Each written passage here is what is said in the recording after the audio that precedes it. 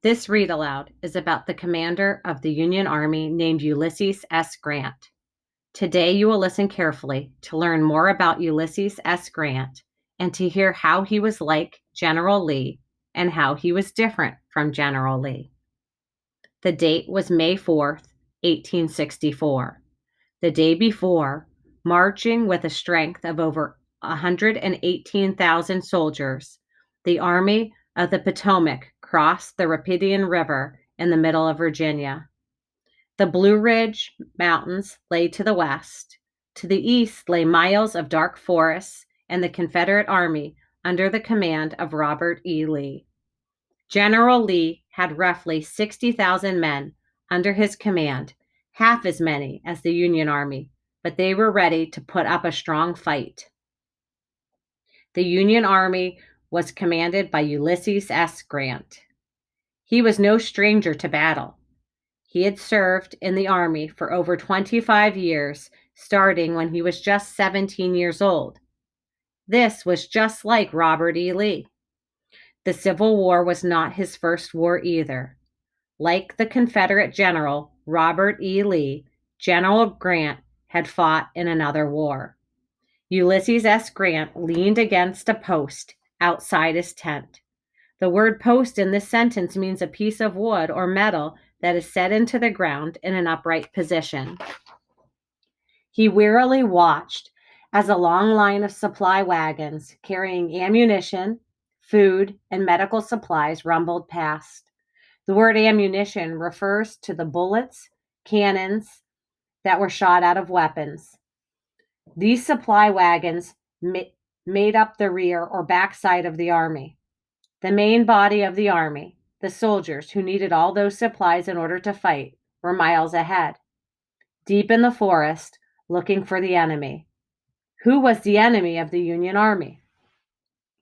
General Grant was now the general in chief of the entire Union Army.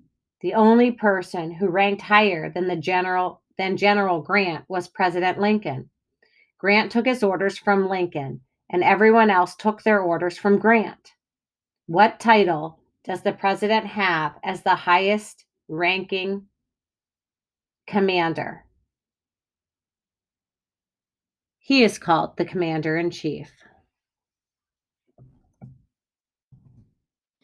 Every general in the war faced hard choices and had heavy responsibilities, with the lives of thousands of soldiers in his hands. But in 1864, no general had more worries than General Grant.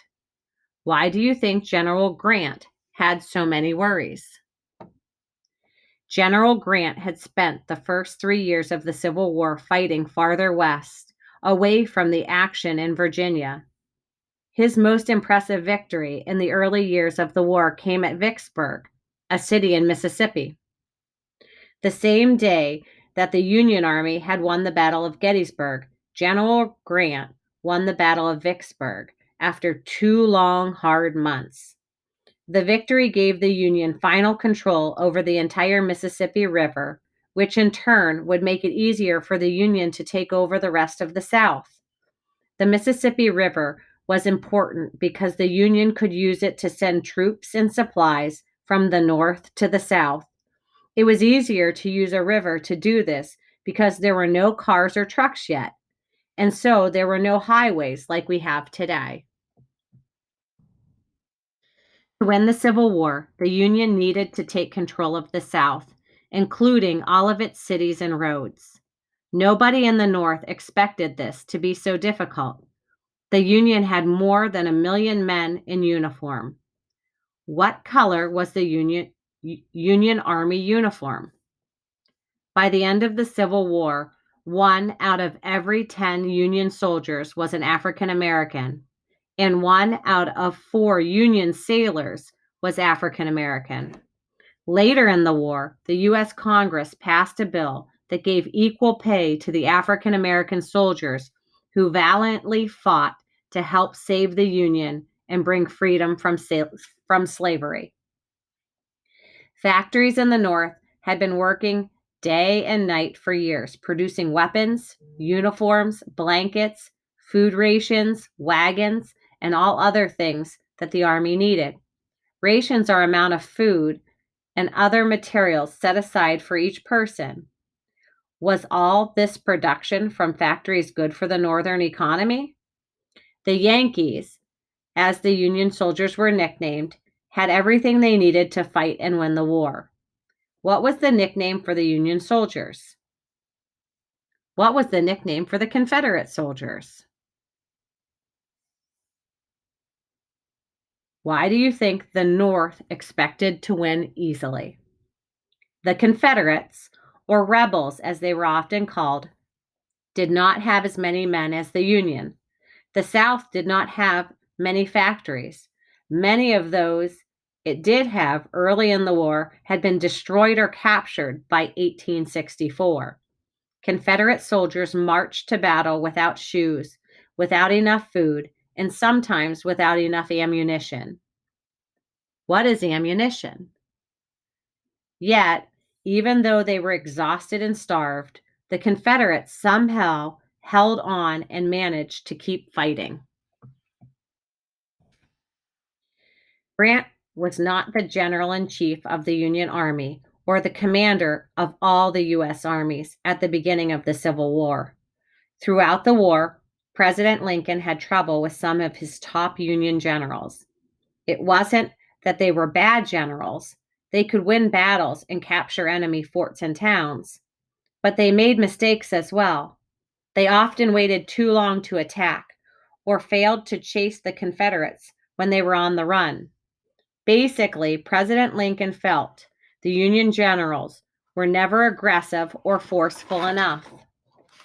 But Grant was different.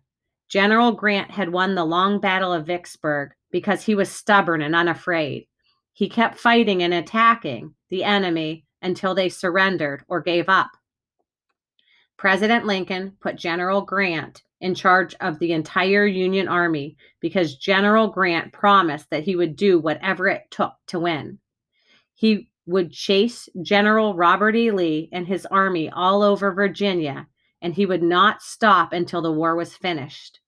The outlook earned him the nickname, Unconditional Surrender, because he would accept nothing less than that from the Confederate Army than a complete surrender.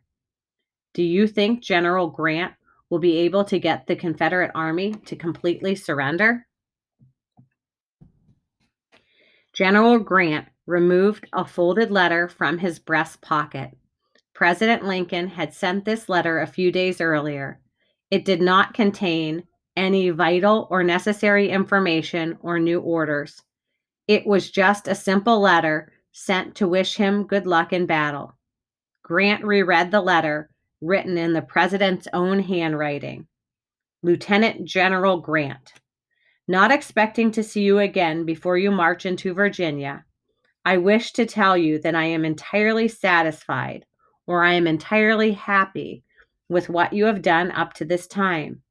You are alert and self-reliant, and pleased with this, I do not wish to control your actions in any way.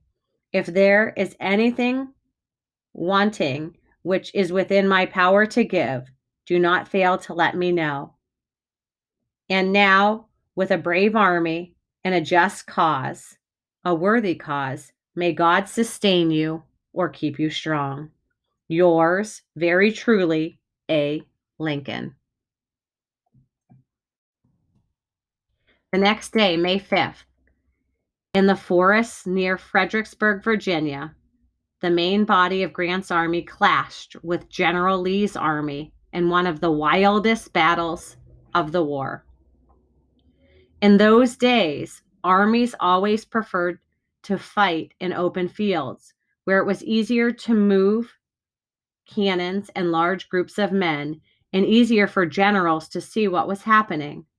This time, though, the armies met deep in the woods where the tree and plant growth was so heavy that the soldiers could barely see one another.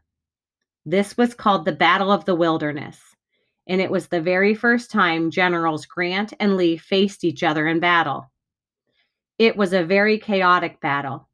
Thousands were killed and wounded. At the end of the day, both armies limped away with no clear winner in the battle. After the battle, many of the Union wounded were taken to churches and homes in the nearby city of Fredericksburg. Clara Barton was there in one of those churches tending to wounded soldiers. Who was Clara Barton? What was her nickname? The next day, hundreds more wounded soldiers were brought in from yet another battle, and on it went. The armies of Grant and Lee met again and again during the months that followed. Sometimes Grant won the battle, sometimes Lee won, and sometimes nobody won. But with each battle, the Confederate army got a little smaller and that much closer to final defeat. The word defeat means a failure to win. Does this last sentence give you a clue about who will win the war?